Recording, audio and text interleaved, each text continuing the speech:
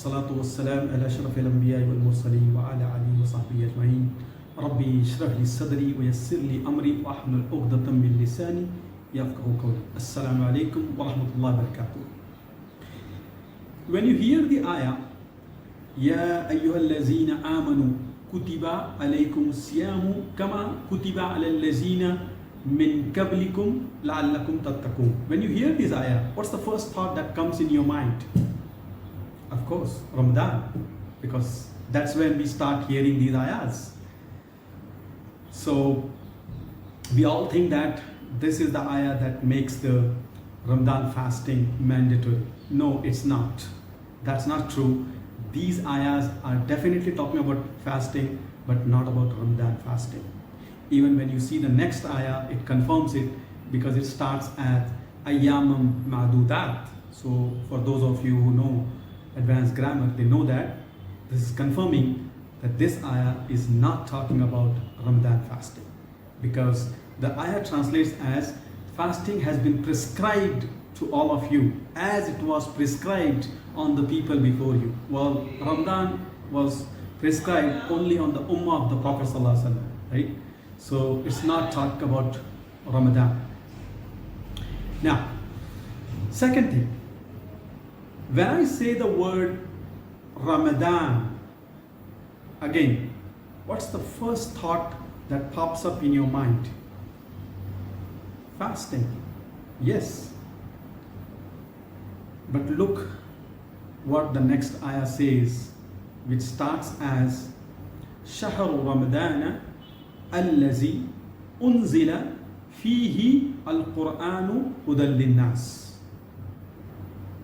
Allah starts the ayah by saying, month of Ramadan, this is the one in which the Qur'an was sent down. If fasting was the primary purpose of the month of Ramadan, then that should have been the first thing mentioned by Allah subhanahu wa ta'ala. But that's not the case.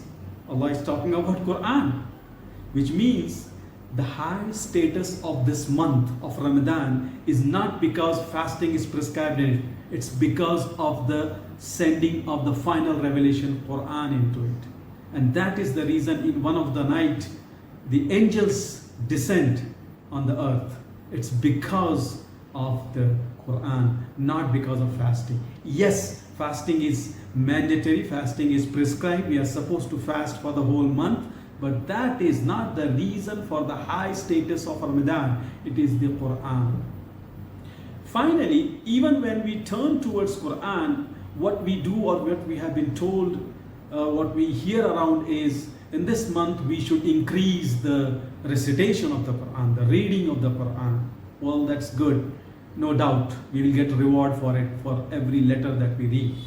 But is that the purpose why the Qur'an was sent down? Because Allah answers the question in the same ayah. He says, the ayah further goes on to say that hudan linnas. This is the guidance for the mankind. And it is very hard to believe that someone can read a text without understanding and get the guidance. It's not fathomable.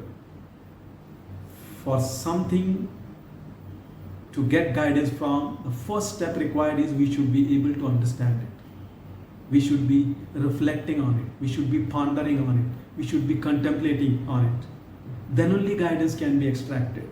But unfortunately, we are living in a society, in a time where people are running after tilawat, after recitation, after racing towards completing 2 Qur'ans, 3 Qur'ans, 4 Qur'ans. Even the Taraweeh prayers that you see here, they are at the speed of the Ferrari. So it's all about completing. It's all about recitation. Yeah, it's good, but that's not the purpose. I mean, if you really want to get the guidance has to be extracted. The first step is you start understanding it. So may Allah subhanahu wa ta'ala guide all of us and show us His signs in the way they are supposed to be. May He bless us in this very sacred month and guide us all, and above all may alleviate the sufferings and the feelings of our brothers and sisters in different parts of the world. Nashhadu an la ilaha illa anta nastaghfiruka wa natubu ilayk. Assalamu alaikum.